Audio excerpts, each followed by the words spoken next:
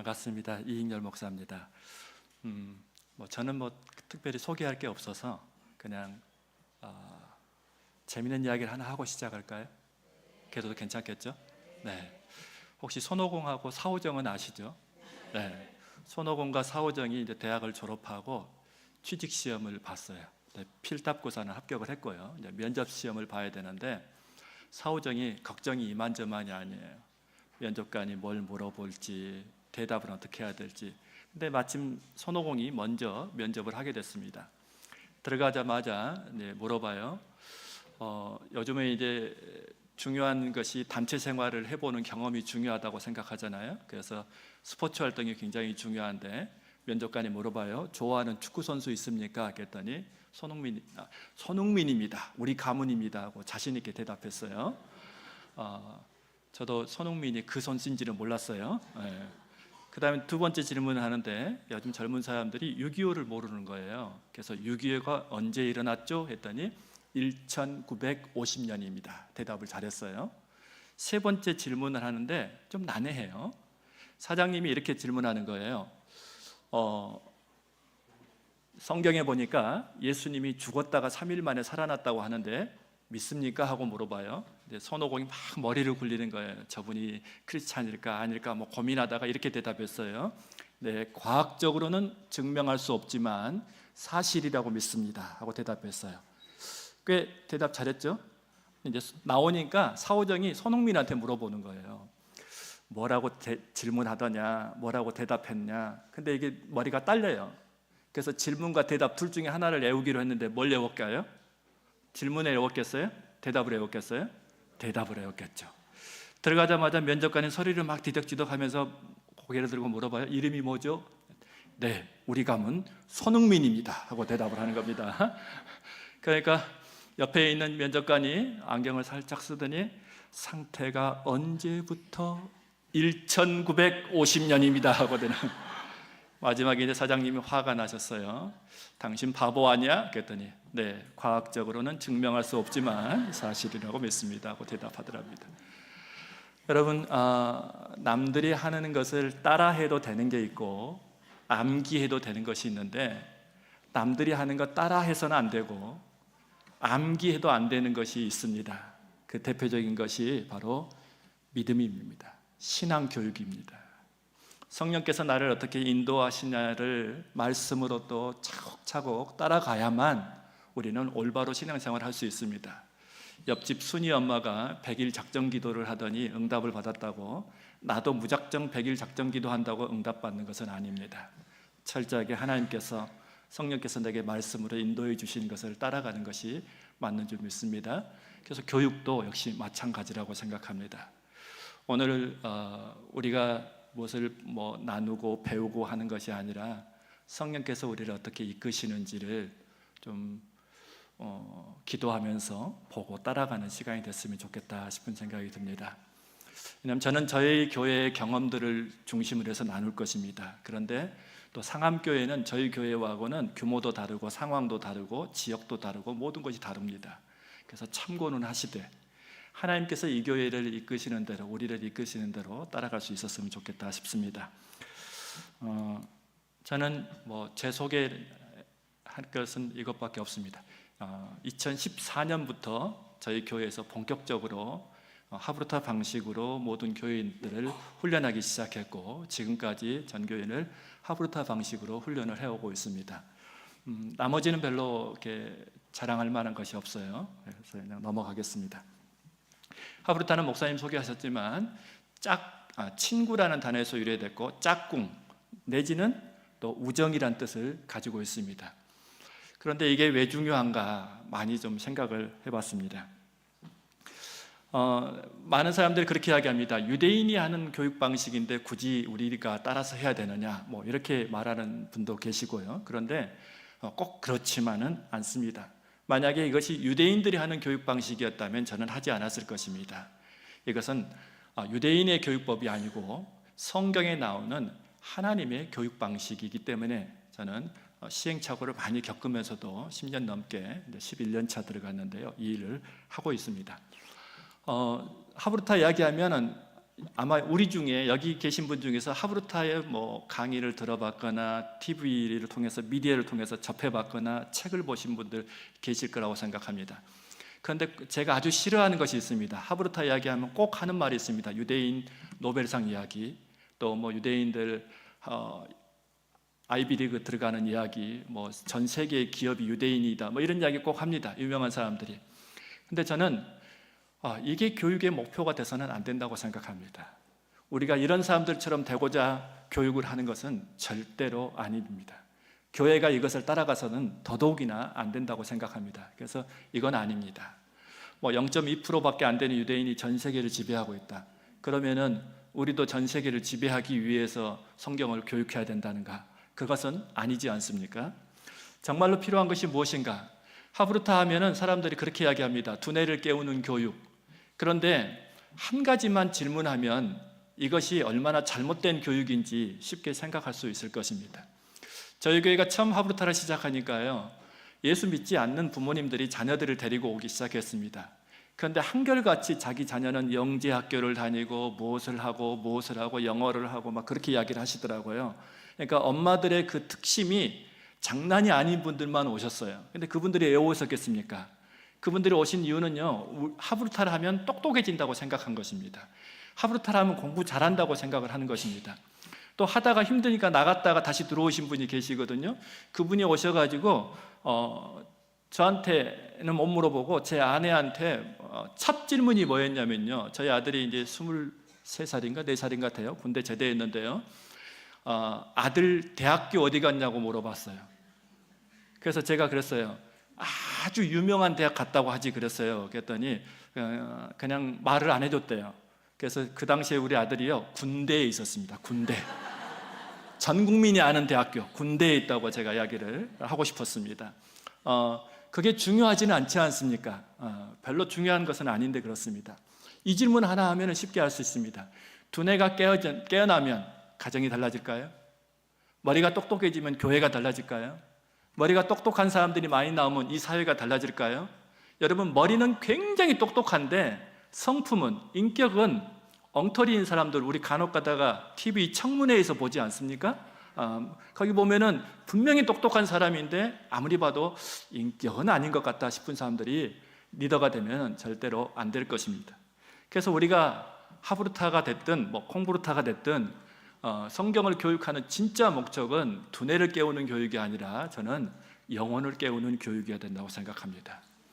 영혼을 깨우는 교육, 구원은 굉장히 멋있어요. 그런데 또 구체적으로 들어가면은 두루뭉실한 것들이 있습니다. 이것을 쉽게 이야기하면요, 저는 이렇게 이야기합니다. 그리스도의 성품을 닮은 예배자, 그리스도의 인격을 닮은 예배자를 만드는 것이 저는 진짜 교육의 목표라고 생각을 합니다. 두뇌를 깨우는 교육은 여러분 거꾸로 교실도 아시죠? 그 다음에 프로젝트 수업 같은 것들요, 그런 아주 좋은 교육들 많이 있습니다. 근데 하브루타 기원 시작은 어디서 이야기하냐면 뭐 잘 아실 거니까요. 신명기 6장 7절에 보면요, 부모가 자녀를 가르치라고 했는데 무엇을 가르치냐면 신명기 5장에 나와 있는 10계명을 가르치는 것입니다. 이스라엘 백성들이 이집트에서 출애굽하고 처음으로 하나님께서 교육을 이야기하셨는데 부모님들도 한 번도 생각해 보지 못한 10계명을 하나님께서 모세를 통해서 주셨습니다. 그리고 그것을 가르치라고 말씀하십니다. 말씀도 주시고 말씀을 공부하는 방법을 처음으로 이야기하시는데 그게 뭐냐면요, 강론입니다. 근데 제가 얼마나 무식했냐면요, 강론은 강의실에서 교수님들이 강의하는 것을 강론이라고 생각했어요. 또 천주교는 신부님들의 설교를 강론이라고 이야기하지 않습니까? 그래서 그런 것 정도로만 생각을 했는데 하브루타를 공부하면서 한자어를 제가 찾아봤더니 강자는 익힐 강자에 새길 강자더라고요. 그 론자는 이야기할 론입니다. 그러니까 이걸 풀어보면요, 이야기하는데 언제까지 이야기하냐면요, 내 몸에 익혀지고 새겨질 때까지요. 쉽게 말해서 인격이 되고 습관이 될 때까지요. 그때까지 하는 것이 하브루타라는 것입니다. 익히는 것도 새기는 것도 혼자 조용히 하는 것이 아니라 누군가와 함께 자기의 경험을 나누면서 익히고 새기는 것이 강론이라는 것입니다. 하나님 말씀을 어떻게 교육하고 어떻게 배우라는 것인지 이 강론이라는 단어를 통해서 어느 정도 유추할 수가 있었습니다. 그런데 이건 또 구약이지 않습니까? 그러면 신약은 어떻게 하나 봤더니 저는 이 말씀 때문에 하브르타를 계속 할 수 있었습니다. 예수님께서 우리에게 말씀하십니다. 뭐라고 말씀하시는가요? 당부한 것을 가르쳐 지키게 하라. 지키게 하는 것은 강의구나. 익히고 새기는 것이구나. 가르치는 것은 이야기하는 것이구나. 그러면 예수님도 하나님의 방법으로, 하브르타 방법으로 하셨구나. 이 강론의 실천이 하브르타거든요. 그리고 사도 바울도 보니까 사도행전에 8번이나 강론했다고 이야기가 나옵니다. 이게 단순히 구약의 방법만이 아니라 예수님도 사도 바울도 강조했던 하나님의 교육 방법이었구나 하는 것을 제가 깨닫고 나서 이것에 대해서 포기할 수 없어서 지금까지 걸어왔던 것입니다. 물론 그 실천에 있어서, 순종에 있어서 축복도 많이 받았지만 또 치러야 될 시행착오의 대가도 참 어떻게 보면 혹독한 대가를 많이 치렀습니다. 성경 공부에, 우리가 성경을 공부하는 이유요, 하브르타 방식이 됐든 주입식이 됐든 어떤 방식이 됐든 성경을 공부하는 이유, 성경을 공부하는 목적을 저는 너무나도 잘못 알고 있었습니다. 성경을, 그냥 말씀을 이해하고 깨닫게 만들기 위해서 성경을 가르치고 공부하는 것이라고 저는 착각했습니다. 아마 많은 분들이 저처럼 생각하고 계실지도 모르겠습니다. 그런데 저는 10년을 이것을 하면서요, 이게 얼마나 큰 폭풍을 불러오는지 몰랐습니다. 이게 얼마나 성도들로 하여금 교회에는 열심하게 만드는데 하나님과의 사랑의 관계가 형성되지 않게 만드는 일인 줄을 미처 몰랐습니다. 이렇게만 하면 되는 줄 알았습니다. 여러분, 성경 공부의 목적은 절대로 성경을 이해하고 깨닫는 것이 아닙니다. 이것도 하나의 과정에 불과합니다. 성경을 이해하는 이유가 따로 있다는 것입니다. 성경을 깨달아야 되는 이유가 따로 있다는 것입니다. 그건 뭐냐면요, 신명기 6장 5절입니다. 너는 마음을 다하고 뜻을 다하고 힘을 다해서 내 하나님 여호와를 사랑하라는 것입니다. 여러분, 우리가 교육하는데 교육이 잘 되고 있는지 아니면 교육이 미진한지 이것을 볼 수 있는 기준이 있어야 되는데, 그 기준은 뭐냐면요, 하나님을 사랑하는 마음이 커졌나는 겁니다. 그의 행동 가운데 하나님을 사랑하는 것이 드러나는 것입니다. 그의 마음 가운데 하나님을 얼만큼 품고 있는가가 기준이 돼야 되는데, 저는 이해로 만드니까요, 무슨 신학교 강의처럼 하브르타를 가르치려고 애를 썼습니다.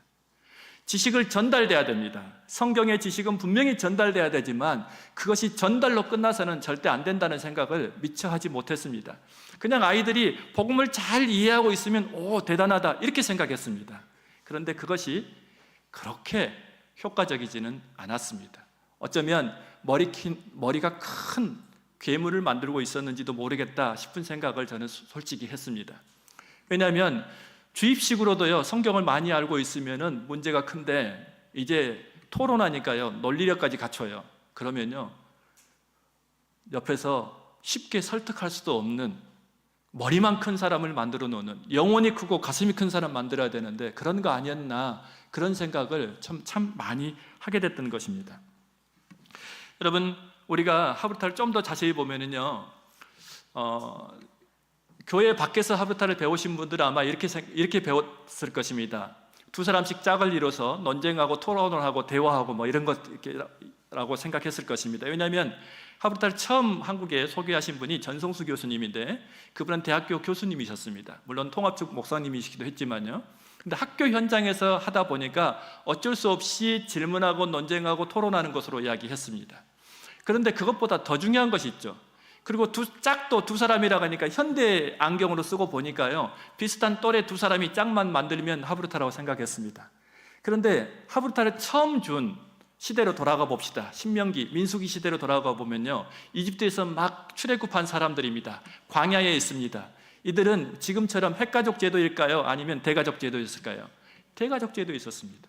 그러면 같은 나이 또래일까요? 같은 나이 또래이기는 불가능할 것입니다. 물론 작은 아빠가 나하고 우리 아빠하고 같은 해에 나면은 같은 또래가 있을 수는 있겠죠. 때로는 형들하고, 때로는 삼촌하고, 때로는 또 큰아빠하고, 때로는 할아버지 밑에 모두가 모이고요. 여러분, 부모가 자녀를 가르치라고 이야기했는데요, 그러면 할아버지는 누구를 가르쳐야 될까요? 할아버지는 아버지를 가르치고, 아버지는 나를 가르치고, 나는 내 손주를 가르쳐야 될까요? 그런 게 아니라 세대가 섞여서 공동체 안에서 공부를 하라는 의미일 것입니다. 또 중요한 것은요, 종이가 없던 시대입니다. 그러면 도대체 무엇으로 가르쳐야 된단 말입니까? 이들은 글자를 알고 있었을까요? 조선시대 양반이 3%였다고 합니다. 이 3%만 글자를 읽고 쓸 수가 있었습니다. 그러면 3400년, 3500년 전에는 어땠을까요?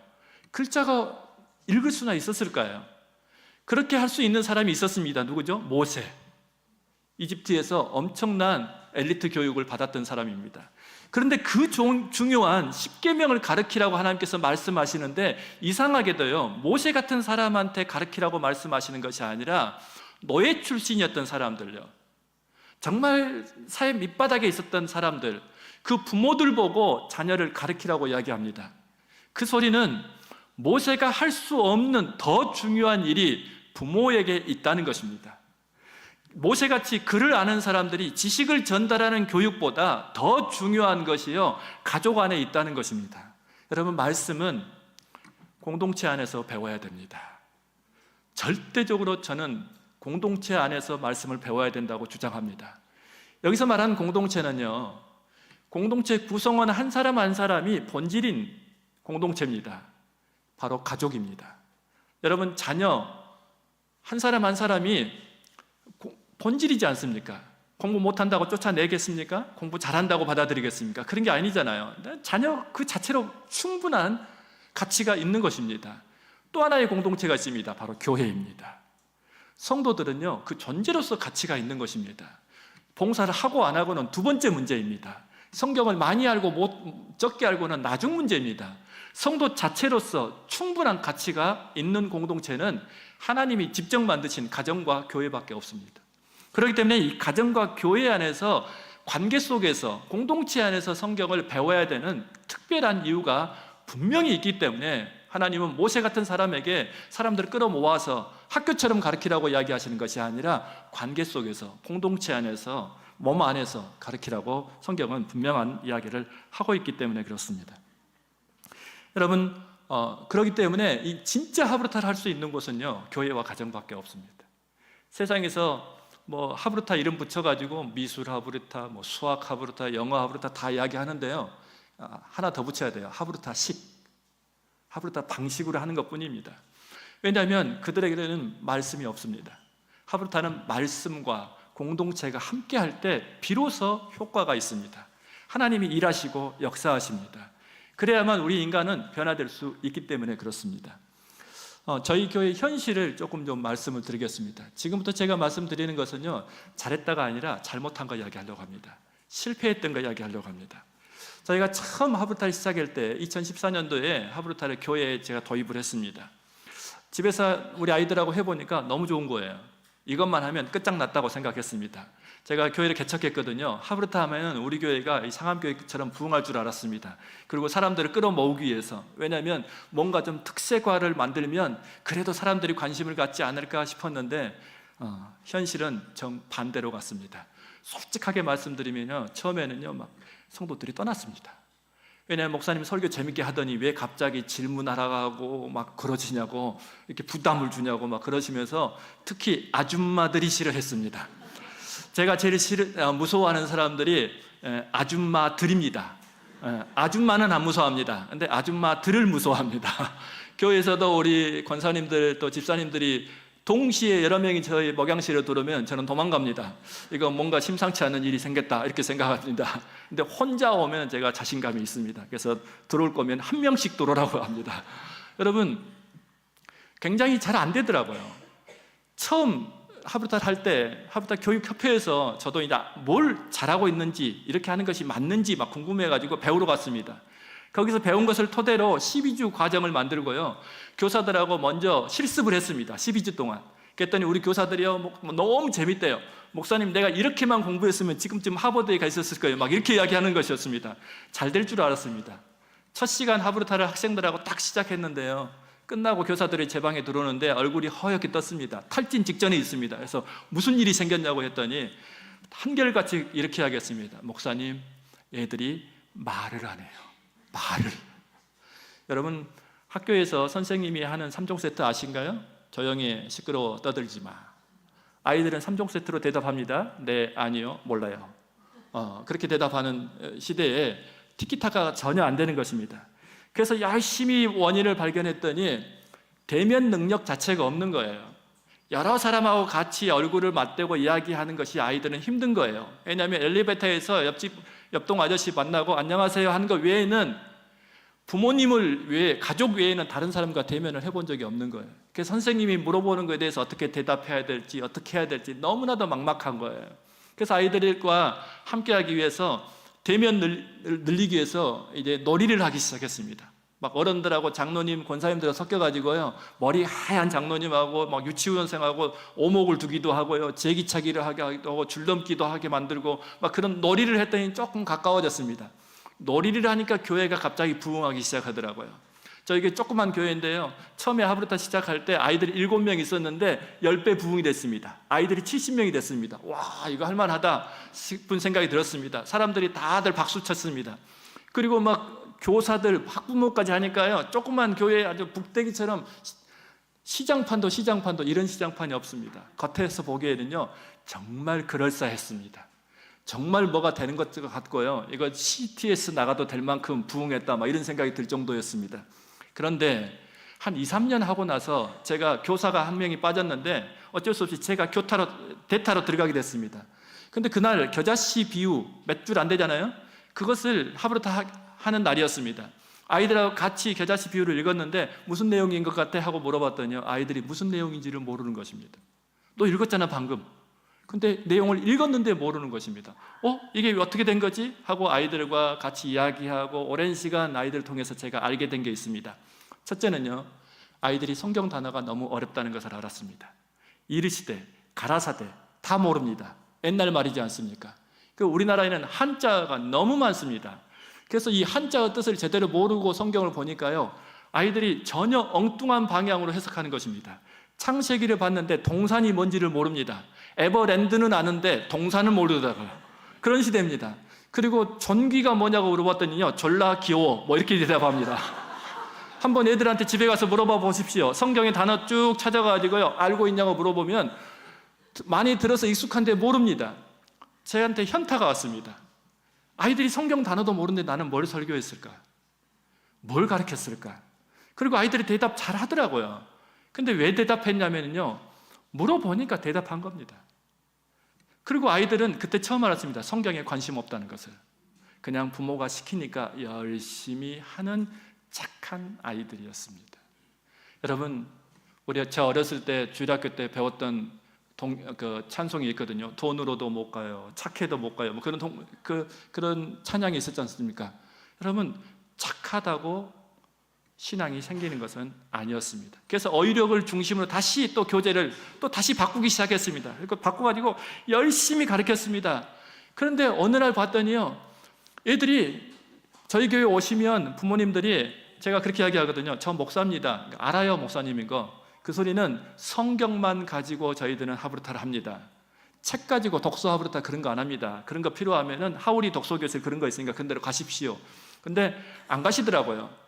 1년, 2년을 열심히 부모님들도 어른들끼리 모여서 하브르타 하고 아이들도 성경으로 막 토론하고 이야기했습니다.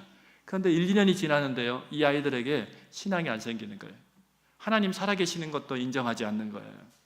왜 그런가 하고 봤더니 마음에 예수 그리스도가 있는 아이들은 아브라함 이야기를 하고 다윗의 이야기를 해도 그것이 신앙과 연결이 되는데, 마음속에 예수님이 없는 아이들은요, 책 속에 먼 나라 이야기를 열심히 토론했더라고요. 부모님들도 마찬가지고요.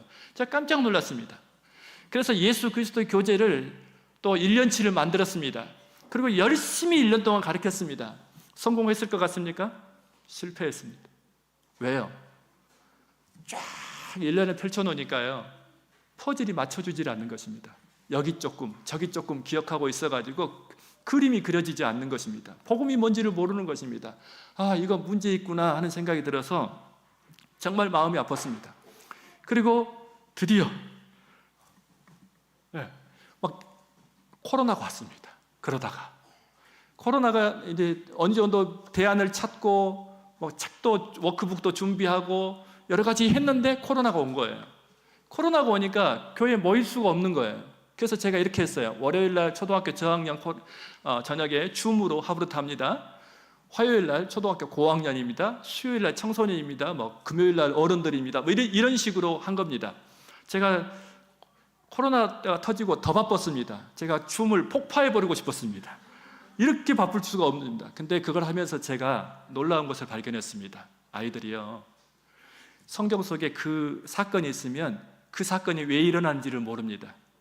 이런 말이, 등장인물이 이렇게 말하면 그 말을 왜 했는지를 모릅니다. 쉽게 말해서요, 요즘 용어로 하면은 문해력이 없는 것입니다. 깜짝 놀랐습니다.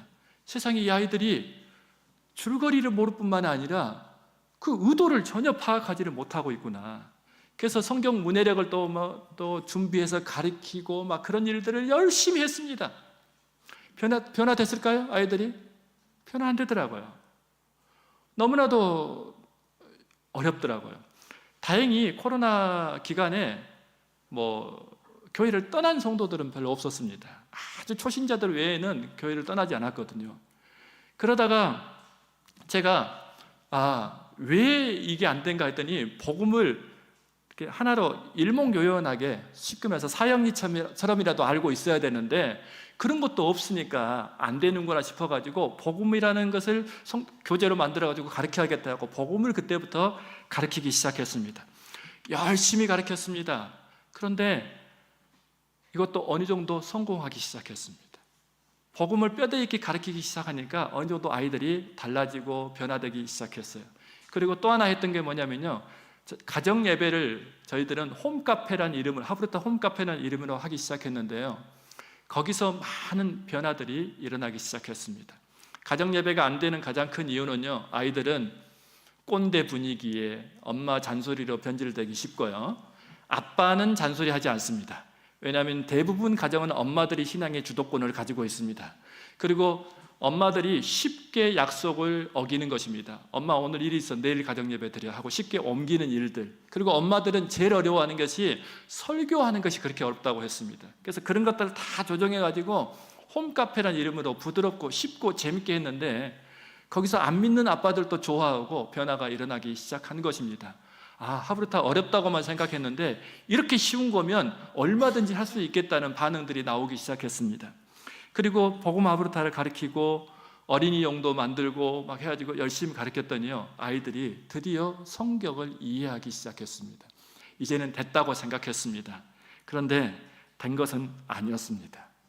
왜냐하면 청년들이 이제 저희들은 10년이 되니까 초등학교 유치부 때부터 했던 아이들이 점점 커가지고 대학을 간 겁니다. 또 대학을 안 가고 직장으로 가는 애들도 생겨났습니다. 그런데 하브르타의 단점이요, 학교 공부를 가르치지 않는데 학교 공부를 잘한다는 것입니다. 머리가 깨어난 것은 맞습니다, 분명히. 그런데 이 친구들이, 제가 천안에 산다고 했잖아요. 천안에 있어야 되는데 공부를 잘하니까 다 인서울에 갖고 서울로 와버렸습니다. 주말에 안 내려와요. 그리고 이 아이들이 점검했습니다. 그랬더니 교회를 다른 교회에 가지 않아요. 제가 그때 상암교회를 알았다면 이 교회를 가라고 내가 추천했을 것 같습니다. 왜냐하면 이건 진심입니다. 제가 하고 싶은 목회를 담임 목사님 다 하고 계시더라고요. 그래서 내가 조금만 젊었으면 여기 부교육자로 와서 2, 3년만 좀 배우게 해달라고 때를 썼을 것 같은, 진짜라요. 정말 제가 이상향으로 생각했던 것들이, 그래서 제가 부교육자 목사님들한테, 강도사님들한테 내가 문화 충격을 좀 겪습니다 했거든요. 이건 목사님한테 들은 이야기가 아니고 부목사님들, 전도사님들, 강도사님들이 저한테 이 교회 분위기를 이야기해 주셨는데 내가 그 소리를 듣고 문화 충격을 좀 겪었어요. 저는 조인트 맡으면서 배웠거든요. 밖에 나가서 막 돌아다니라고 막 그런 거 배웠거든요. 그런데 이 교회는 그렇지 않다는 걸 보다 깜짝 놀랐습니다. 정말 목회자를 키우는 교회구나. 좋은 교회인지 모르시고 계시죠? 표정들이 그러신 것 같아요. 본래 안에 있으면 잘 몰라요. 나가봐야 아세요. 얼마나 이 교회가 좋은 교회인지. 하여튼 이야기가 그대로 샜는데요. 그런 것들을 통해서 복음을 열심히 만들고 가르쳤습니다. 그런데 청년들이 신앙이 없는 거예요. 도대체 이 청년들은 왜 신앙이 이렇게 퇴보되고 신앙이 교회도 안 가고 완전히 안 믿는 사람처럼 행동하고 다니까 저희들은 깜짝 놀랐어요. 거기서 제가 얻은 게 뭐냐면요, 저는 성경을 이해시키고 깨닫는 데 열심을 했지, 이 친구가 하나님을 사랑하는 것을 점검하지 않았구나, 그 마음에 하나님을 품고 있다는 것을 점검하지 않았구나, 그것을 강조하지 않았구나, 기도해야 되는 것 당연하다고 생각했지만 말씀을 가지고 묵상하면서 기도하는 것을 훈련시키지 않았구나, 하나님 앞에 나아가는 기도, 임재의 기도를 훈련시키지 않았구나. 여러분, 종교는 하나님과 거래하게 만듭니다. 그러나 신앙은 하나님을 사랑하게 만듭니다. 여러분, 우리는 하나님을 사랑해야 될 사람들이지 거래하지 않습니다. 여러분, 우리는 하나님 앞에 우리의 문제를 하나님께 나아가는 것 너무나 다 당연하고 그렇게 해야만 합니다. 우리의 문제가 있으면 해결받는 것도 하나님에 의해서 해결받아야 됩니다. 또 우리가 이루고자 하는 것도 하나님에 의해서 이루어져야 됩니다. 그건 너무나도 맞는 이야기인데요, 그 앞에 대전제가 깔려 있습니다. 하나님을 사랑해서 기도하고, 하나님을 사랑해서 예배하고, 하나님을 사랑하기 때문에 봉사해야 되는데, 예배하고 기도하고 봉사하면 잘 될 것 같다고 생각하면 안 되는 것입니다. 저는 그걸 몰랐습니다. 여러분, 문제가 생겼을 때 가장 먼저 떠오르는 것이 하나님이어야 됩니다. 근데 문제가 생겼을 때 가장 먼저 떠오르는 것은 전부 다 우상입니다. 사람이든, 나를 도와줄 수 있는 사람이든, 아니면 어떤 일이든, 어떤 상황이든, 하나님을 잊게 만드는 것은 저는 잘못됐다고 생각합니다. 그것을 강조하지 않았던 것입니다. 여러분, 그것 때문에 많은 고민을 하고 다시 또 이 교재를 개편하기 시작했습니다. 그리고 아이들에게, 성도들에게 하나님을 어떻게 하면 사랑하게 만들 것인지를 하나님 앞에 정말 울부짖으며 기도했습니다. 초등학생들은요, 초등학교 학부모님들, 혹시 우리 아이를 정말로 신앙 좋은 아이로 만들고 싶으십니까? 그렇다면요, 엄마 아빠들이 성경 공부하십시오. 초등학교 아이들의 신앙은 부모에 의해서 결정됩니다. 왜냐하면 저 아이들은요, 엄마가 오니까 교회 오는 것입니다. 엄마가 하라니까 하는 것입니다. 저 아이가 인생을 알아서 막 고민하면서 내가 이거 안 하면 안 되겠다 하면서 하는 애들이 있겠습니까? 아직 그럴 때가 아니지 않습니까? 근데 저 아이들이 배우는 신앙은 정말 중요한 것은 엄마의 신앙 태도입니다. 엄마의 신앙 지식이 아닙니다. 아빠의 신앙 태도가 아닙니다. 아빠의 신앙 지식이 아닙니다. 아빠의 신앙 태도가 중요한 것입니다. 그래서 정말로 초등학교 부흥시키고 싶다면, 여러분, 이건 제 주장이긴 하지만 3040 철저하게 성경 교육시키고 같이 교제하게 만들고 같이 기도하게 만드셔야 된다고 저는 생각합니다. 이 연사 두 주먹까지는 불 끈지지 않지만 강력하게 외치는 바입니다. 아멘 안 하셔서 이런 소리도 해요. 엄마들이 바쁘거든요. 젊은 엄마들이 또 같이 모이는 거 싫어하거든요. 그렇지만 모이셔야만 합니다. 그래서 열심히 이제 교재를 만들고 복음 하브르타도 다시 개편했습니다. 나온 지 1년밖에 안 됐는데 또 개편했어요. 왜냐하면 우리 교회에서 전제적으로 깔고 있는 것들이 다른 교회에 나가니까 이게 없더라고요. 그래서 그런 부분들, 기도에 대한 부분들, 여러 가지 부분을 개편해서 넣습니다. 10년을 제가 하브르타를 하면서 느낀 게 그겁니다. 성경은 이해의 영역이 아닙니다. 믿음의 영역입니다. 삼위일체를 누가 제대로 가르칠 수 있겠습니까? 하나님이신데요. 인간이, 유한한 인간이 무한하신 하나님을, 죄성을 가지고 있는 우리가 의로우신 하나님을 어떻게 제대로 이해할 수 있겠습니까? 믿는 거예요.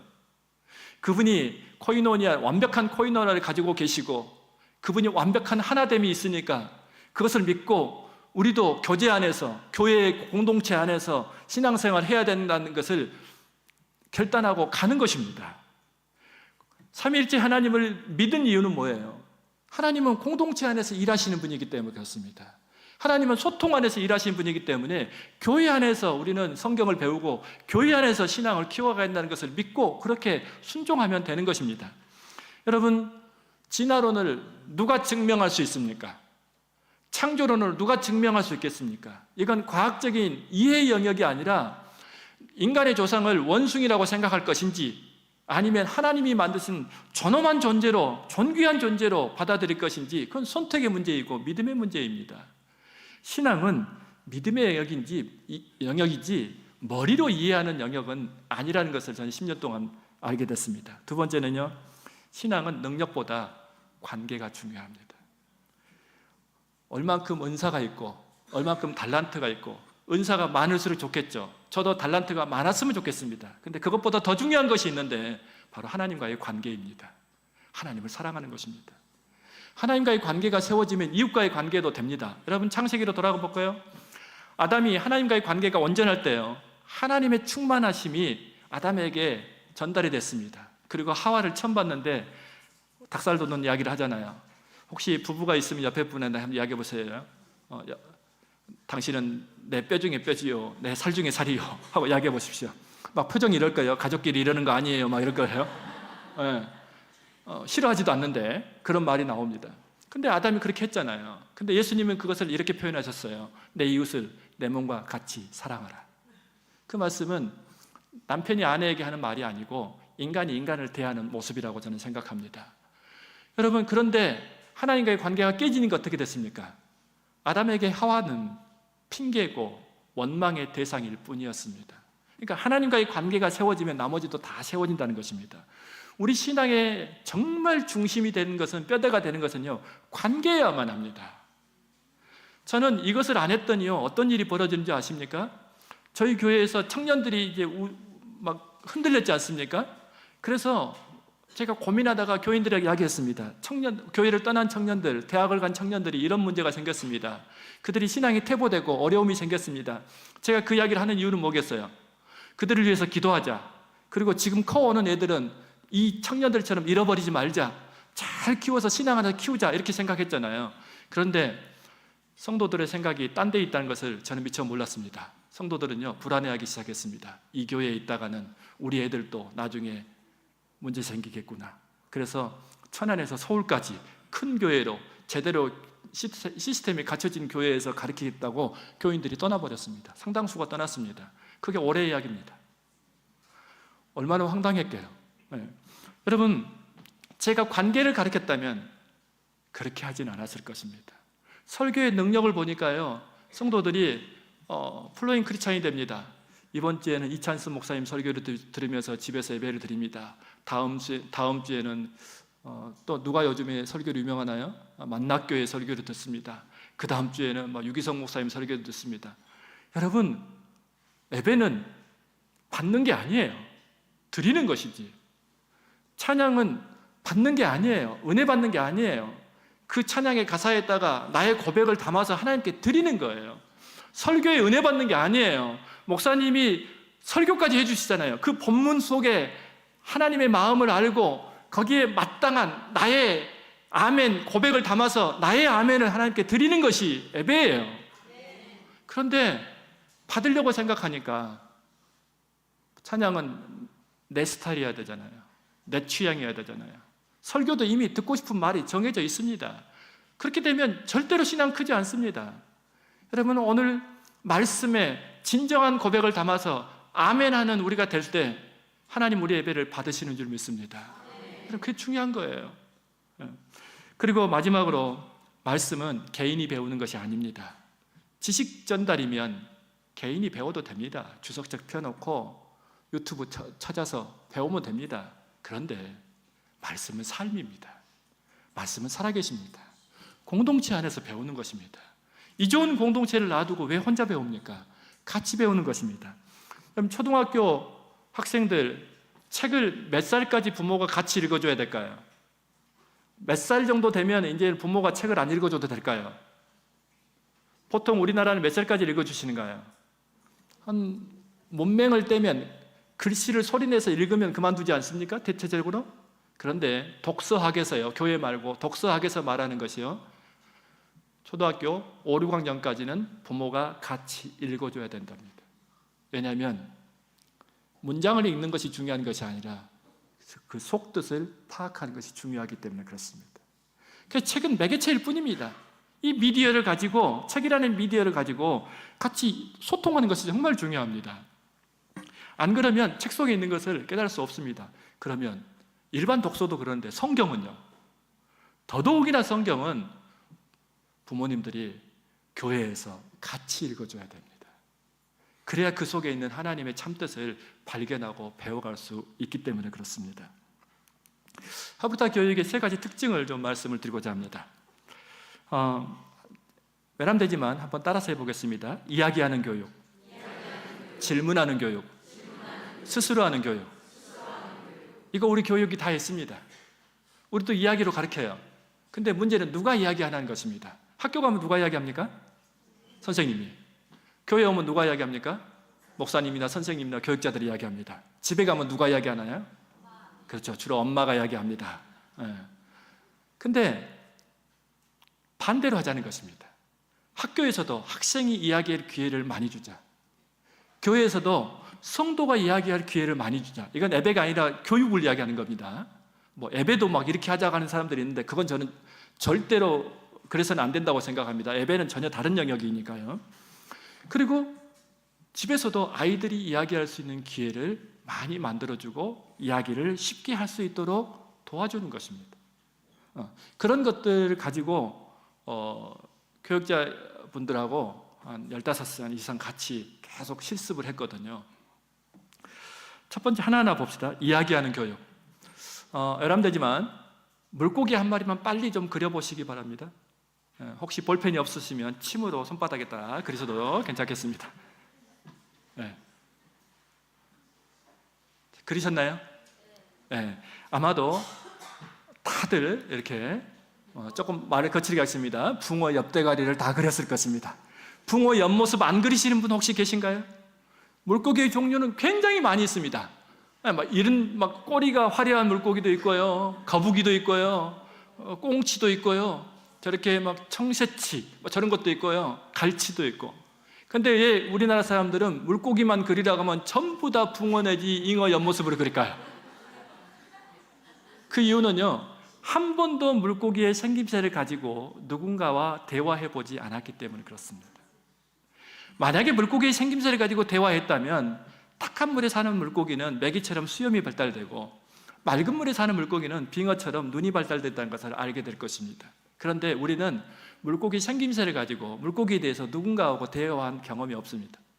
그러니까 제가 말씀드리고 싶은 것은 대화가 교육하고 상관이 없다는 것이 아닙니다. 굉장히 중요한 수단이라는 것입니다. 대화 없이 공부 어디 되겠습니까? 혼자 조용히 공부하라는 게 우리나라 문화예요. 그러면 잡생각만 듭니다. 절대로 혼자 조용히 공부하라고 하지 마십시오. 이야기하는 교육의 대표적인 사례입니다. 저기에 있는 저 고등학교는요, 필립스 아카데미라고 미국에서 제일 유명한 고등학교입니다. 우리나라 말하면 옛날에 경기고등학교 정도 되는 학교입니다. 그런데 본래 저 학교는 루저들의 학교였대요. 우리식으로 이야기하면 꼴통들의 학교였대요. 수업 시작하면 다 전멸돼서 잠자는 분위기. 지금 전국의 고등학교, 중학교가 꼴통화 돼가고 있다는 것은 아시죠? 두세 명 외에는 전부 다 엎드려서 주무십니다. 근데 우리 엄마들은 믿음이 좋더라고요. 우리 아이는 나중에 그 두세 명에 포함될 것이라고 생각하고 있습니다. 그런데 아이가 하는 짓을 보면은 거의 100% 두세 명에 포함되지 않을 확률이 높겠죠. 근데 저기도 역시 마찬가지로요. 학교를 바꿔보려고 선생님 연수도 시키고 이것도 해보고 저것도 해보고 다 했는데 안 바뀌었어요. 우리나라도 많이 해요. 여기 학교 선생님도 계시겠지만 옛날에 나 대화법 있잖아요. 그런 거 가르쳤어요. 그래서 교수들하고 선생님이 나는 있잖아 하니까 애들이 막 닭살도도 합니다. 우리 선생님도 이상한 거 배워왔구나 이렇게 생각하잖아요. 여러분, 무엇을 딱 하나 바꿨더니 바뀌더래요. 뭘 바꿨을까요? 한번 맞춰보십시오. 그랬구나요? 꾸나 배웠을까요? 아니요. 맞아요. 테이블 바꿨습니다. 앞으로 나란히 앉아있던 테이블을 둥근 원탁으로 바꿨습니다. 저걸 하크네스 테이블이라고 합니다. 원탁으로 바꿔놨더니요, 자던 애들이 일어나기 시작하더래요. 그럼 그 아이가 공부할까요? 안 할까요? 인간이 그렇게 빨리 바뀌지 않습니다. 공부 안 합니다. 옆에 공부하는 애 괴롭힙니다. 그런데 하나님이 주신 축복이 하나 있어요. 염치. 매 시간마다 그러지 못하는 거예요. 그러다가 어느 날 자기가 아는 것 이야기하니까 아이가 공부에 관여하기 시작합니다. 선생님이 그 학생이 입학 이래에 공부에 대해서 이야기한 거 처음 들었어요. 너 어쩐 일이냐고 칭찬하니까 달라지기 시작합니다. 그러면서 이 학교가요, 세계 최고의 고등학교로 변화된 거예요. 이야기만 하게 해도 변화됩니다.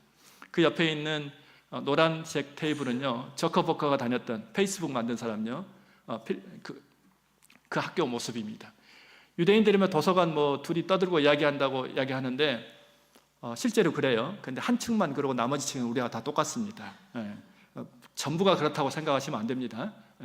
이만큼 교육은 이야기가 효과적인 것입니다. 근데 우리 가정과 교회에서 교육은 어떤가요? 아이들을 말하게 할 수 있는 기회를 주지 않고 있는 거예요. 어려운 걸 하자는 이야기가 아닙니다. 피드백을 받자는 것입니다. 아이들의 생각을 들어보자는 것입니다. 이게 하브르타입니다. 뭐 대단한 스킬을 가지고 대단한 프로세스를 하자는 것이 아니라 아이들의 생각을 들어보자는 것입니다. 아이들이 입으로 이야기할 기회를 주자는 것입니다. 그것으로 충분합니다. 여러분, 유대인들의 교육 중에서 이야기하는 교육에 양 날개가 있는데 하나는요, 그 사바디나 금요일 날 안식일 식탁이고요. 두 번째는 베드타임 스토리입니다. 근데 이 베드타임 스토리를 보면 우리나라에도 해요. 우리 엄마들도 하셨을 거예요. 그렇죠? 젊은 엄마들 다 했어요. 그런데 제가 보기에는 전부 다 어디서 배우긴 배웠는데 다 이런 용어 써서 죄송합니다. 야매로 배운 것 같아요. 큐티도 야매로 배운 큐티가 문제입니다. 제대로 배워야 돼요. 정식으로. 그래야 제대로 신앙을 키워낼 수 있어요. 일단 야매 베드타임 스토리를 한번 소개시켜 드리겠습니다. 이상하게 우리나라는 저녁에 책을 읽으면 애들을 침대에 눕힙니다. 그리고 이불을 턱까지 끌어올립니다. 그리고 책을 하나 꺼내서 읽어주기 시작해요. 신데렐라가 있었습니다 하고 막 읽다 보면 아이가 질문합니다. 엄마 있잖아 하고 질문합니다. 그러면 엄마들은 정말 아이들이 이해하기 쉽게 대답을 잘해줍니다. 쉿 들어.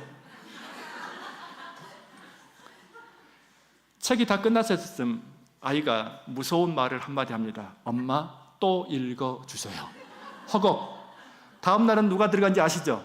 다음 날에는 아빠가 들어갑니다. 아빠가 책꽂이 앞에서 이 책이 우리 딸에게 정서가 좋을지, 이 책이 좋을지 그런 고민 따위는 하지 않습니다. 오로지 한 고민만 합니다. 어떤 책이 글자가 제일 적을까? 뭐 이런 고민합니다. 뭐 까꿍책 이런 거요. 뭐또 까꿍, 뭐또 까꿍. 그리고 자 하고 끝나는 것이 우리나라 베드타임 스토리입니다. 저 유대인 아빠는 글자도 없는 저 책 가지고 아이에게 무엇을 읽어줄까요? 읽어줄 게 뭐 있어요? 저 책은요, 때로는 고양이 이야기가 되기도 하고요, 스토리가 되기도 하고, 때로는 저 책은 나비가 되기도 하고요, 때로는 저 책은 비행기가 되기도 합니다. 책은 매개체일 뿐입니다. 진짜는요, 부모와 자녀가 소통하는 것입니다. 간혹 가다가 엄마들이 그렇습니다. 우리 아이는요, 초등학교 2학년 때 책을 100권을 띄었어요. 그래요. 그러면 제가 물어봐요. 아이한테 너가 읽었던 책 중에 생각나는 제목이라도 하나 이야기해보렴. 아이는 하나도 이야기하지 못합니다.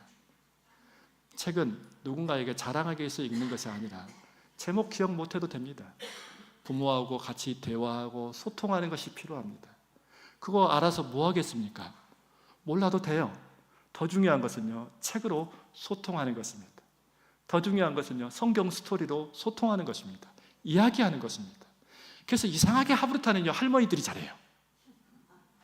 정말로요. 왜냐하면 옛날 이야기하듯이 성경을 이야기해 주거든요. 엄마는 학교 선생님, 학원 선생님처럼 가르치잖아요. 애워 하면서 말씀 암송해 막 하면서. 근데 할머니들은 다윗이라는 사람이 있었는데 하면서 이야기해요. 아이들이 쏙쏙 들어와요. 여러분, 이 표가 있어요. 듣기만 하면 5% 기억에 남는답니다. 이거 유명한 거죠. 교육학 하신 분들 다 아실 거예요. 근데 자기 입으로 말하면 90%가 남는데요. 이게요, 우리 목사들이 착각하는 게 있어요. 설교를 하면 성도들이 다 알아들었다고 생각했어요. 저도.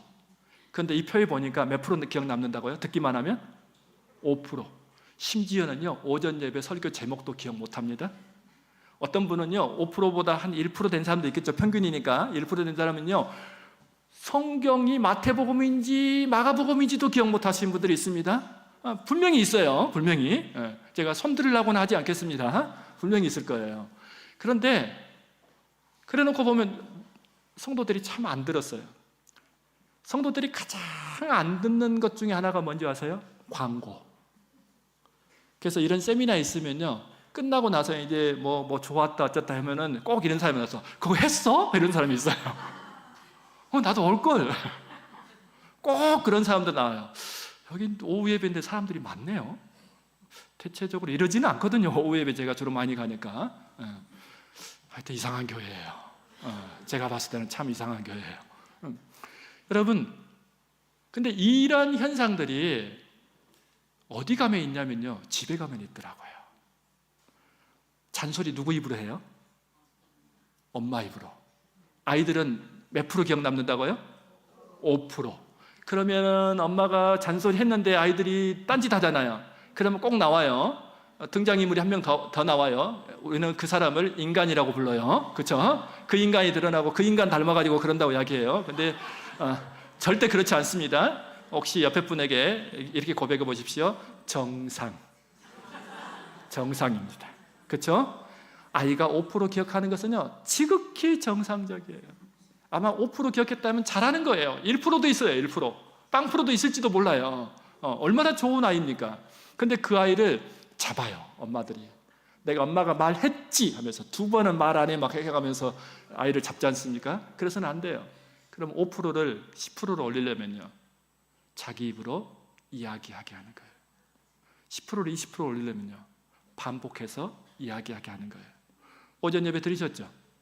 그럼 오전 예배 드렸던 그 은혜를 가지고 어떻게 해야 되겠어요? 이야기하시면 돼요. 같이 토론하시면 돼요. 나는 이게 참 마음에 와닿았어. 나는 이게 와닿았어. 그러다 보면요, 목사님 설교 하나가 다시 다 퍼즐 맞추기가 돼버릴걸요. 몇 사람하고 이야기하다 보면은요. 그러다 보면요, 목사님한테 설교 들은 것보다 더 큰 은혜가 돼요. 그 설교를 가지고 내가 이야기하게 하면요. 주중의 말씀이 생각나는 것은요, 자기 입으로 이야기해본 사람이 주중의 말씀이 생각나요. 듣기만 하면, 여러분, 오늘은 5%인데 내일은 몇 프로 남을까요? 네. 토요일쯤 가면 몇 프로 남을까요? 거의 제로에 가깝지 않겠습니까? 이게 우리 한국교회가 해왔던 수십 년의 역사예요. 이제는 그것을 좀 바꿔보자는 것입니다. 그럼 목사님들은 또 그렇게 생각해요. 내가 설교를 잘못했나? 내가 기도가 없었나? 자기 탓을 해요. 아이도요, 엄마들이, 애들이 잘못되면 엄마들이 막 내 탓이 아닌가 막 이렇게 생각하는데요, 엄마 탓 아니에요. 이야기할 수 있는 기회를 안 줬던 것 뿐이에요. 이야기하면은 달라질 수 있습니다. 두 번째는요, 질문하는 교육이에요. 제가 질문 하나 해볼게요. 질문하는 교육이니까. 질문을 해야 호기심이 생길까요? 호기심이 있어야 질문할까요?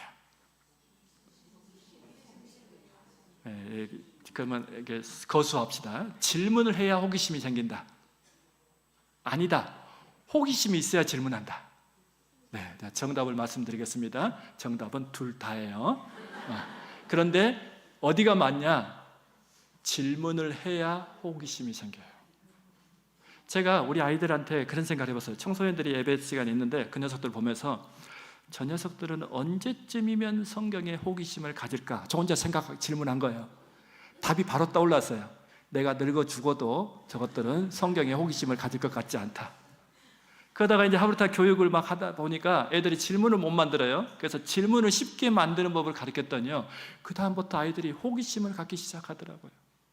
여러분, 겨자씨 비유에 보면은 겨자나무가 있죠. 이 지구상에는 겨자나무는 없습니다. 겨자는 1년생 풀이에요. 그랬더니 어떤 교회 갔더니 할머니가 예배 끝나고 저한테 오셔가지고, 목사님 저는 겨자나무를 봤는데요 그러더라고요. 어디서 보셨어요? 했더니 인터넷에서 봤대요. 인터넷. 그런 거 없어요. 또 어떤 분은 진짜로 봤다고, 있다고 하시는 분이 계시는데 정식 학명은 아닐 것 같습니다. 겨자는 1년생 풀이에요. 아주 자연 조건이 좋으면 2년도 살아요. 우리나라에 그런 게 하나 있어요. 고추나무. 네, 그런 겁니다. 근데 왜 겨자나무라고 했을까요?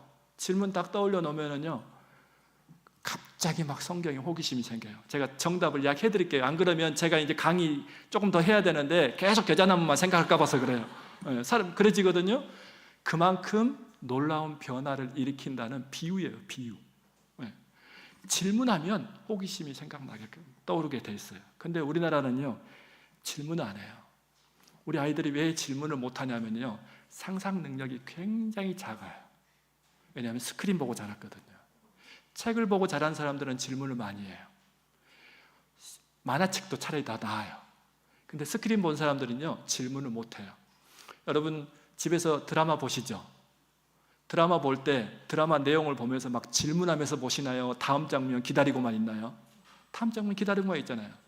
그래서 제 아내가 드라마 볼 때 제가 간혹가다 물어봐요. 저 여자는 왜 저래? 그러면은 제 아내가 저 남자는 또 누구야? 관계가 어떻게 돼? 제가 막 물어봐요. 그러면 제 아내가 늘 저한테 하는 답은 딱 한마디예요. 좀 관여하지 말라 이거죠. 질문이 없어요. 우리는 그런 문화 속에서 자라고 있는 거예요. 왜 글밥책이 중요하냐면요, 상상 능력을 키워주기 때문에 그래요. 글밥책이 힘들어하면 만화라도 주세요. 스크린 보면은 머리가 정지돼 있어요. 그러니까 질문을 못하는 것도 있어요. 또 하나는 질문이 뭔지도 몰라요. 여러분, 학교 선생님, 이스라엘 학교 선생님들의 데모라고 이야기하신 분인데, 이분이 뭐라고 이야기했냐면요, 질문하는 법을 따로 가르쳐야 된대요. 전 세계에서 가장 질문 많이 하는 민족이, 문화가 이스라엘 문화예요. 전 세계에서 가장 질문 안 하는 민족이 어딘지 아시죠? 여러분이 생각하는 그 나라 맞아요. 자랑스러운 우리나라.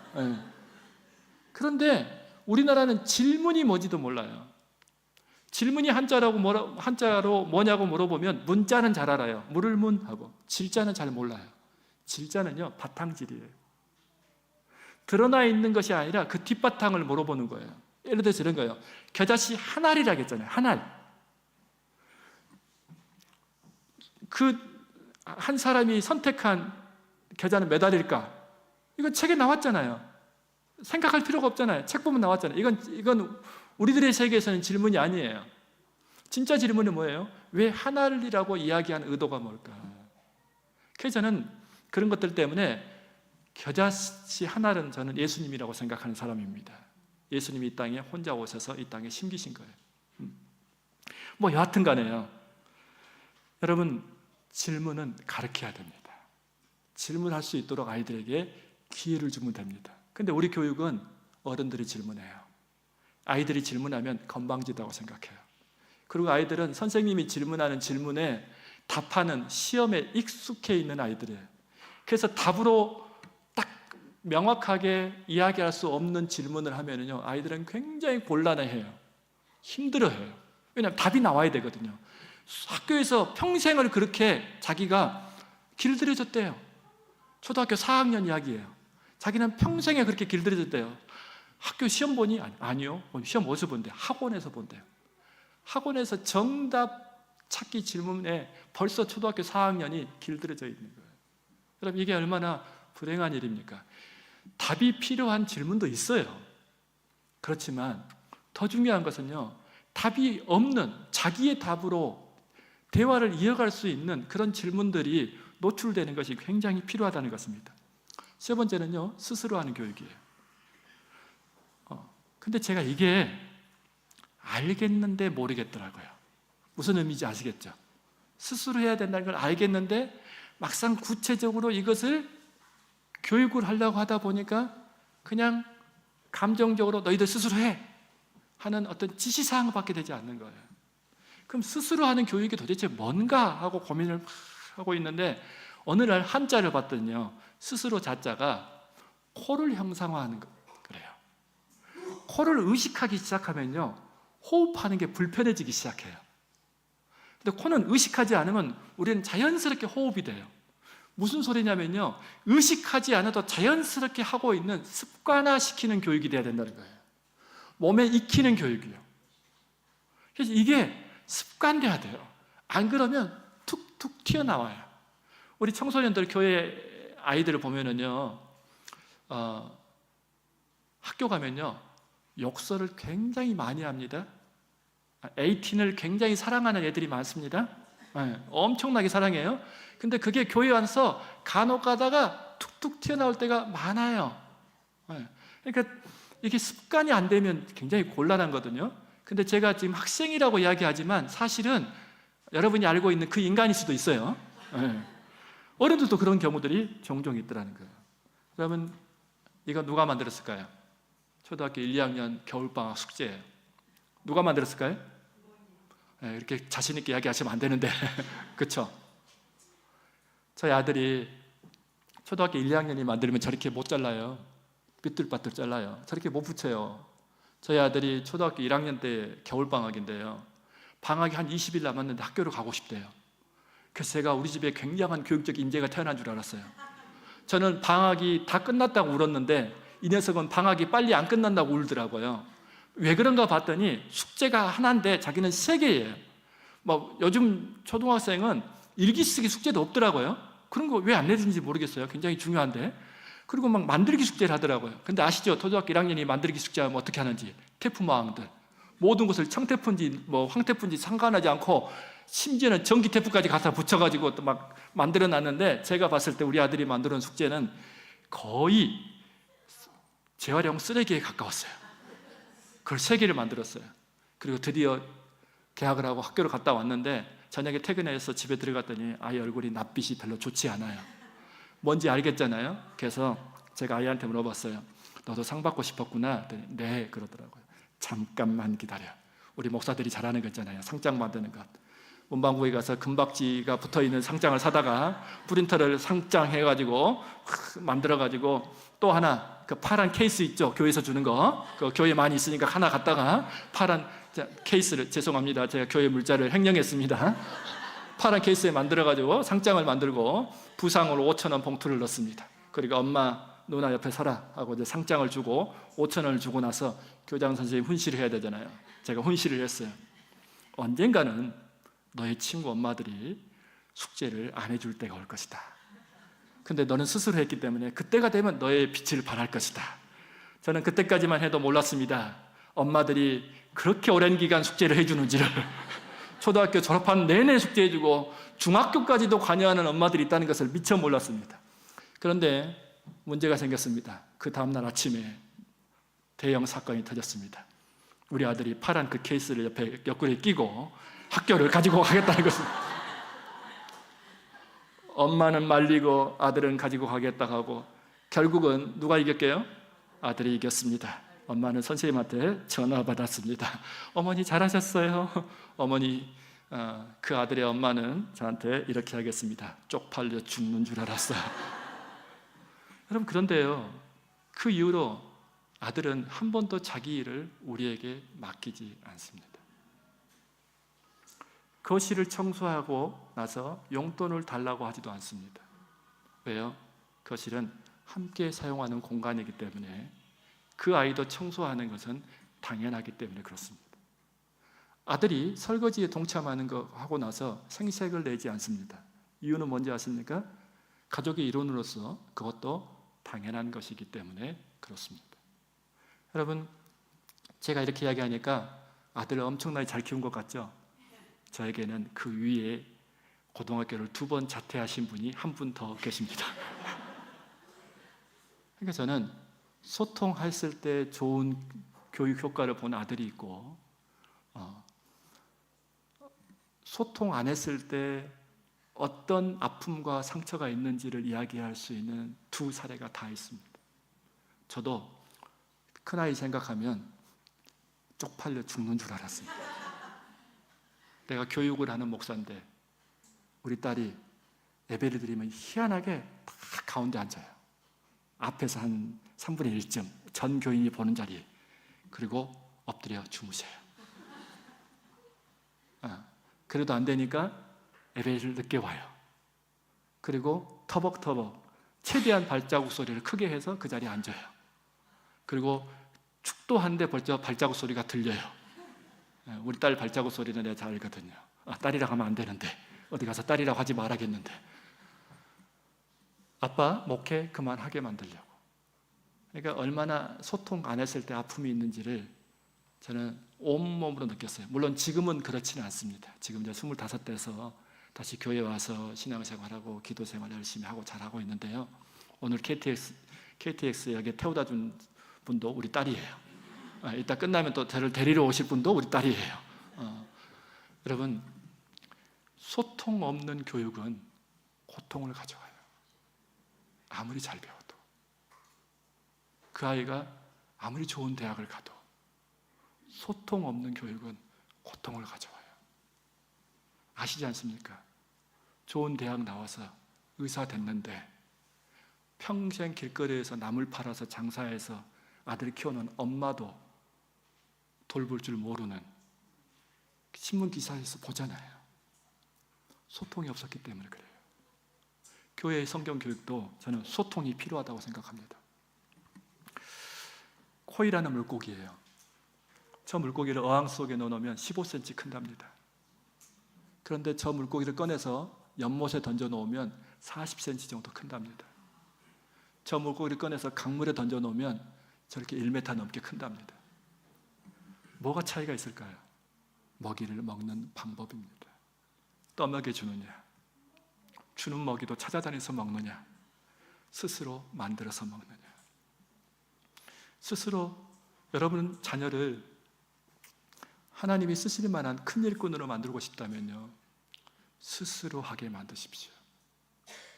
스스로 성경책을 챙기게 만드시고, 스스로 성경책을 찾을 수 있게 만드시고요. 디도서가 어디 붙어 있는지를 몰라요. 그래서 아이들이 디도서가 어디 있어요? 그래서 제가 그렇게 대답해요. 구약에 있어, 구약에. 한참 후에 아이들이 와요. 구약을 찾아보고 없거든요. 없는데요? 작년에 바뀌었는데 신약으로 왔나 보다. 그때 아이들은 눈치를 채죠. 한 번도 자기가 주일 본문이 성경 어디에 붙어 있는지 찾아보지를 못했어요. 왜요? 이것으로 다 띄워주니까요. 어른들도 심지어. 여러분, 아침에 전쟁을 벌이시죠? 아이들을 깨워갖고 오는데 스스로 그것부터 하게끔 만들어야 돼요. 토요일을 일찍 자게 만드는 것. 그래야 주일날 일찍 일어나죠. 네. 스스로 할 수 있게끔 그것부터 기도해야 돼요. 우리 아이가 스스로 할 수 있도록. 근데 그렇게 하려면은요, 우리 부모들이 스스로 해야 돼요. 누가 스스로 안 하죠? 네, 그 인간이 스스로 안 해요. 어떻게 하면 안 가볼까? 이리 빼고 저리 빼고. 남자분들이 꽤 있네요, 이 교회는. 또 하여튼 이상한 현상들이 많은 교회인 것은 틀림없습니다. 그러면 우리가 한번 스스로 어떻게 하브르타를 해야 될지 한번 실습을 한번 해보도록 하겠습니다. 옆에 두 분씩 짝을 지어가지고요, 간략하게 실습을 하는데요. 우리 전 목사님은 담임 목사님 혼자 계시는데도 이쪽을 쳐다보고 계시면 안 되죠.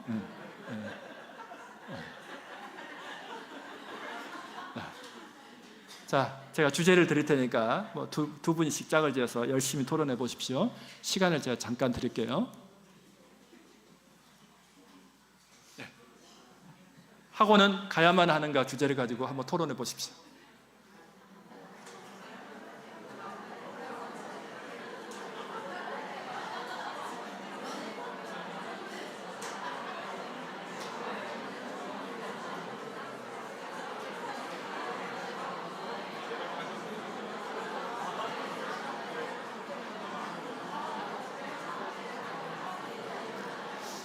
자, 잠시 멈춰 주시고요, 저를 봐 주십시오. 외부 분들이 보면 여러분 하브르타 엄청 잘한 줄 알 거예요. 그런데 여기에 한 가지 문제가 있습니다. 이 질문은 굉장히 불완전한 질문입니다. 누가 가야 되는지, 어떤 학원을 가야 되는지가 안 나와 있어요. 아무도 저한테 질문하지 않아요. 제가 하브르타 교육의 특징 중에서는 질문하는 교육이라고 그렇게 말씀을 드렸건만 아무도 저한테 엄마가 가는 필라테스 학원인지, 아빠가 진급 시험 때문에 어쩔 수 없이 새벽에 가는 영어 학원인지, 아니면 아이들이 가야 될 태권도 학원인지, 아니면 아이들이 공부하는 보습 학원인지 절대 완전하지가 않아요. 이게 우리들의 삶 가운데 매일 벌어져요. 아이들이 엄마한테 와서 엄마 있잖아 하고 뭐라고 이야기해요. 그러면 벌써 다 알아들었다고 그건 있잖아 하면서 설명하기 시작해요. 아이들은 속으로 이렇게 생각할 것입니다. 우리 엄마 또 시작했다. 언제 끝날지 모르겠다. 막 이런 생각할 것입니다. 여러분, 우리도 모르게요, 우리는 그런 것이 몸에 완전히 배어 있어요. 그래서 훈련하지 않으면 안 돼요. 절대로 훈련하지 않으면 안 돼요. 훈련해야 돼요. 그래서 제가 부탁하고 싶은 게 하나 있습니다. 이제 연세 드신 분들이 꽤 많이 여기 계신 것 같은데, 우리 장로님들, 권사님들 잘 들어보십시오. 우리들끼리는요, 찬송가도 부르고 우리에게 익숙한 분위기가 있지 않습니까, 장로님? 그런 분위기로 신앙생활 하다가 하나님 나라 분명히 갈 것입니다. 그런데 장로님, 권사님, 내 자녀들은요, 손주들은요, 그 친구들도 이런 교회 분위기에서 우리가 해왔던 교육 방식, 우리는, 어떤 분은 이렇게 이야기하신 분도 계세요. 우리는 그런 거 안 해도요, 신앙 제대로 배우고 했대요. 맞아요. 옛날에는 그랬어요. 이렇게 모아놓고 같이 강사가 와서 부흥회 해도 은혜 받고 변화되고 하는 것들이 있었어요. 근데 시대가 많이 바뀌었어요. 개별화돼 있고 정말 많이 바뀌었어요. 그래서 지금 아이들은요, 소통하는 교육을 하지 않으면 안 되는 상황이 됐어요. 우리나라, 그러니까 민둥산에 있을 때 식목일 나무 심었지 않습니까? 그렇듯이 한 명 한 명 피드백 받으면서 한 명 한 명 가르치고 심는 수밖에 없어요. 그래야 여러분, 상암교회가 100년, 200년 갈 뿐만 아니라 전국의 많은 교회들에게 모델이 되어서 정말 이런 교육을 해야겠다 하고 영향력 있는 교회가 저는 될 것이라고 봅니다. 이게 지경을 넓히는 거 아니겠어요? 저는 지경이라는 단어를 영향력이라고 생각하거든요. 현대어로 풀어주면. 우리가 하브르타가 어렵다고 이야기하는데 하브르타가 어려운 게 아니에요. 대화하고 소통하는 교육이 진짜 어려운 이유는요, 이것 때문이에요. 우리 엄마들이 제일 어려워하는 질문이 하나 있어요. 이 질문이요. 오늘 저녁에 뭐 먹지? 그쵸? 엄마들 어려워해요. 근데 이것은 엄마들만 어려운 것이 아니라 평생을 직업으로 요리한 요리사도 저 질문을 어려워해요. 이유는 뭐냐면 이것 때문에 그렇습니다. 어제 먹었던 된장찌개 또 먹으면 안 될 것 같고, 냉장고에 브로콜리가 있는지 양파가 있는지 그것도 신경 써야 될 것 같고, 시장은 뭘 봐야 될지도 모르겠고, 또 할머니 좋아하는 음식 따로 있고, 아들이 좋아하는 거, 며느리가 좋아하는 거 따로 있고, 눈에 넣어도 아깝지 않은 손주들이 좋아하는 음식 다 따로 있어요. 고려해야 될 것이 너무 많은 거예요. 그러니까 어려워요. 근데 지금 크는 아이들은요, 이게 잘 안 돼요. 그래서 지금 크는 아이들의 특징이 뭐냐면 눈치가 없어요. 자기 생각이 입에서 툭 튀어나와요. 그 말하면 그 다음 일이 어떻게 벌어질지, 동생하고 어떻게 싸우고 뭔 일이 벌어질지 뻔한데도 어쩜 그렇게 눈치 없이 이야기하는지 모르겠어요. 아이들이 이야기하는 거 들어보면 간혹 가다가요, 허걱할 때가 너무 많아요. 저렇게 이야기한다고? 일단 생각은 기발하다 싶은 생각이 들어요. 어떻게 이 상황에서 저렇게 이야기하는지 모르겠다 싶은 때가 한두 번이 아니에요. 아마 여러분들도 자녀들을 키우시니까 공감할 것입니다. 또 안 되는 이유가 뭐냐면 이것 때문이에요. 좀 복잡할지 모르겠지만요, 자녀 교육에는 왕도가 없다고 이야기해요. 다 틀리다고 이야기해요. 맞아요. 그렇지만 방향성은 있어요. 첫 번째 방향성은 뭐냐면요, 만 2세, 3세 이전에 가르쳐야 될 건 뭐냐? 여러분, 감정 통제를 가르치는 시기예요. 그래서 이때는 애착이 돼야 된다고 이야기를 해요. 근데 나쁜 교육 중에 하나가 뭐냐면요, 애착 안 하면 발생할 수 있는 막 무서운 이야기를 하고 애착하라고 이야기해요. 근데 집에 가면 어떻게 해야 되는 것이 애착인지 몰라요. 감정 통제는 뭐냐면요, 때 써도 돼요, 집에서. 근데 손님이 오면요, 때 안 써야 되잖아요. 근데 이 아이들이 쉬는 시간에는 때 써도 돼요. 떠들어도 돼요. 그럼 예배 시간에는요, 안 떠들어야 되잖아요. 자기 감정을 통제해야 되잖아요. 흥분한 마음을 가라앉힐 수도 있고, 속상한 마음을 딴 데 화장실에 가서 울든지 뭐 하든지 살짝 피하는 것도 있어야 되잖아요. 근데 그런 거 없이 여기가 예배실인지 교실인지 구분도 안 하고 막 냈다 울어댄다. 근데 그 아이가 우리나라 나이로 하면 한 4살? 4살이 넘었었어요. 6살, 7살 아이가 그런다고 생각하면 잘못 가르친 거예요. 우리가 잘못 가르친 거예요. 그 다음에 두 번째는요, 훈육의 단계예요. 초등학교 시절. 초등학교 시절은 뭘 가르쳐야 되면요, 행동 통제를 가르쳐야 돼요. 집에서 팬티 바람으로 이리저리 뛰어다도 괜찮아요. 엄마인데 어때요? 누나인데 어때요? 그런데 목사님 오시면요, 안 그래야 되잖아요. 바지 입어야 되잖아요. 안 입어요. 그냥 똑같이 행동한다면 문제가 있잖아요. 그건 행동 통제를 못 배운 거예요. 그럼 줌으로 엄마가 공부를 하는데 애들이 와가지고 엄마 막 머리를 만지고 난리를 펴요. 거기서는 안 해야 되잖아요. 행동이 통제돼야 되잖아요. 그게 안 되는 거예요. 근데 이게 초등학교까지는 그럭저럭 괜찮아요. 왜냐하면 배워가는 시기니까. 처음부터 될 것은 아니니까. 쉬는 시간과 수업 시간의 행동이 달라야 돼요. 예배 시작 전과 예배 시작 후는 행동이 달라야 돼요. 화장실 갈 수 있어요. 더벅더벅 가는 것이 아니라 예배 시간에 살짝 허리를 숙이면서 제가 어쩔 수 없습니다 하고 행동으로 표시를 하면서 가야 돼요. 그런 게 전혀 없다면 문제가 되는 거예요. 근데 이 아이가 초등학교 6학년, 중학교 학생인데 눈치 없이 군다? 우리가 잘못 가르친 거예요. 중학생 정도 되면은요, 자기의 정체성을 가리키는 시기예요. 학생다움, 크리스찬다움, 아들다움, 이런 것들을 배워야 되는데 그런 것들에 대해서 이야기하지 않아요. 그냥 이뻐만 해요. 그러면 이 아이가 사회에 가서 어떻게 되겠어요? 문제가 큰 거예요. 근데 우리 사회 분위기가 이런 것들을 제대로 기준을 가지고 가르치지 않는 분위기예요. 그러면 특히 아빠들이 그런 이야기해요. 우리 그런 거 안 배웠어도 잘 컸는데요? 맞아요. 잘 크셨어요. 그런데 배웠어요. 세계 최고의 교육기관에서 배웠어요. 어디냐면요, 친족 공동체, 마을 공동체, 골목 공동체에서 놀면서 배웠어요. 굳이 말하지 않아도 형들 누나들 틈에서 섞여 놀면서 눈치껏 행동하고 눈치껏 말하는 것 다 배웠어요. 그런데 우리는 현대사회는 그것을 배울 수 있는 기회가 없어요.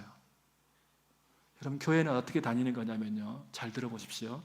특히 자녀가 있는 부모님들은요, 예배 시간에 1시간 전에 오는 곳이 교회예요. 1시간 전에 와서 뭐 하냐면요, 아이들 소그룹방에서 자기들끼리 어울려서 놀게끔 밀어 넣어주고, 엄마들은 뭐 하시냐면은 소파에 앉으셔서, 의자에 앉으셔서 다른 엄마들하고 차도 마시고, 그 C자 들어가신 분 흉도 좀 보시고, 인간 흉도 좀 보시고 그러는 거예요. 그리고 예배 시간 되면은 기도하다가 예배 드리는 거예요. 그리고 예배 끝나면 언제 가냐면요, 1시간 있다 가시는 거예요. 그게 교회에서 신앙생활 하는 거예요. 1시간 동안 뭐 해요? 여러 사람하고 같이 어울리는 거예요. 교제하는 거예요. 아이들은 누나 형들하고 어울려서 또 놀게 만들어주는 거예요. 정식적인 시간이 아니라 자연스럽게 규칙이 없이 노는 시간이요. 근데 그 속에 암묵적인 규칙들이 만들어지기 시작해요. 그리고 거기서 아이들은 눈치껏 다 배워요. 그런 것들은 하나도 하지 않고 어느 날 갑자기 공과반에 앉혀놓고 너 지금부터 성경 배워, 너 지금부터 공부해서 신앙인데 되냐고요. 그게 되면 그 아이가 이상한 애죠. 안 되는 것이죠. 그래서 제가 서두에 말씀드렸어요. 성경은, 말씀은, 신앙은 공동체에서 배우는 것이다. 우리 교회 공동체에서 배우지 못하면 이 아이는 어디 가서 배우란 말입니까? 함께 하는 법부터 배워야 되는 것입니다. 같이 하는 것부터 배우고 나면, 우리가 지금까지 잘못된 것은요, 하브르타 방식으로 성경을 안 가르쳐서 잘못된 것이 아니라 공동체성을 잃었기 때문에 우리가 했던 그 열심히 효력을 제대로 못 발휘했던 거예요. 크게 안 바꾸셔도 돼요. 성경 공부 딱 하나만 바꾸면 돼요. 이런 공동체 안에서 배우게 하는 것, 그리고 피드백 받는 것만 하면, 여러분, 어떤 방식으로 해도 하브르타는요, 성경은 우리를 변화시켜요. 하나님의 말씀은 살아계시기 때문에요. 사실은 우리가 배우는 게 아니에요. 말씀 앞에 서는 거예요. 그럼 살아계신 그 말씀이 우리를 변화시킬 거예요. 그런데 우리의 마음이 공동체 안에 들어오지 않잖아요. 우리의 마음이 하나님께 가 있지 않잖아요. 우리의 마음이 말씀 앞에 가 있지 않잖아요. 왜요? 그것을 우리 부모님들이 보여주지 않았기 때문에 그래요. 내 교회를 사랑하는 것이 커져야 돼요. 여러분들이 사랑하지 않았다는 것이 아니라 우리 아이들을 위해서 더 커져야 돼요. 더 함께 해야 돼요. 그래서 막 그 부교육자들이 불평이 나와야 돼요. 아이, 좀 집사님들 빨리 집에 가야 나 퇴근하는데, 막 이런 불평이 나와야 돼요. 왜 안 가시냐고. 그래야 되는 거예요. 그러면 나머지는 하나님께서 자연스럽게 만들어 가시고 이끌어 가실 것이라고 저는 확신합니다. 10년을 해보니까 그렇더라고요. 그렇게 하니까 교인들이 집회를 안 가더라고요. 집회를 안 가니까 애들이 어울려요. 친해져요. 자기 이야기를 할 수가 있어요. 어른들도. 그러니까 성경을 나누니까 지식으로 끝나지 않고 성경이 자기 삶을 있게 만들고, 그러면서 하나하나 변화되는 역사가 일어나더라는 것입니다. 시간이 조금 갔지만 제가 하나만 말씀드려도 될까요? 네. 하와이에 가면 카오아이라는 섬이 있습니다. 정말 아름다운 섬입니다. 돈이 있으면 휴가는 꼭 그 카오아이 섬으로 가십시오. 근데 그 섬은 전 세계에서, 미국 내에서 가장 청소년 마약 중독률이 높고 음주율이 높았던 곳이었습니다. 그래서 학자들이 연구를 했어요. 컨소시엄 만들었어요. 심리학자, 교육학자, 사회학 학자, 어떻게 하면 인간이 망가지는가, 무엇 때문에 망가진가를 연구하러 들어가서 표본 집단은 201명을 만들었어요. 소위 말해서 결손이 있는, 돈이 결손이든 가족 구성원이 결손이든 건강의 결손이든 여하튼 결손이 있는 가정 201명을 만들었는데, 그들을 추적조사 연구를 하는데 그들 중에서 한 30여 명이 안 망가지더래요. 그리고 심지어는 그들 중에서 한 7명 정도는 미국 엄마들이 우리 아이 이렇게 키우고 싶다 할 정도로 공부도 엄청나게 잘하고요, SAT 상위권이고 친구 관계, 마을 어른들과의 관계 능력도 너무 좋은 아이들이 만드는 거예요.